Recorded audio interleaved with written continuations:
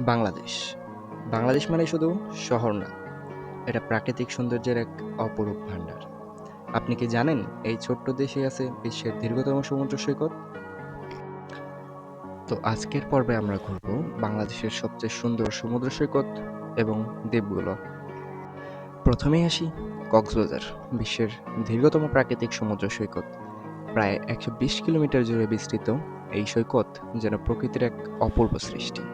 সূর্যোদয়ের সময় সোনালি আলো আর ঢেউয়ের শব্দে মনে হবে আপনি এক অন্য জগতে চলে গেছেন।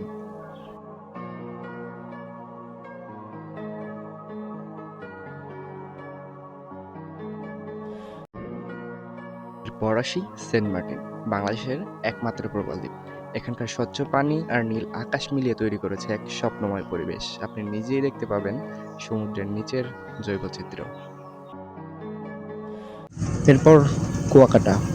যদি এমন একটি জায়গা থাকে যেখানে একসাথে সূর্যোদয় ও সূর্যাস্ত দেখা যায়, সেটি হলো কুয়াকাটা। বাংলাদেশের এই বিখ্যাত সমুদ্র সৈকত যেন প্রকৃতির এক বিস্ময়, যা আপনাকে মুগ্ধ করতে বাধ্য।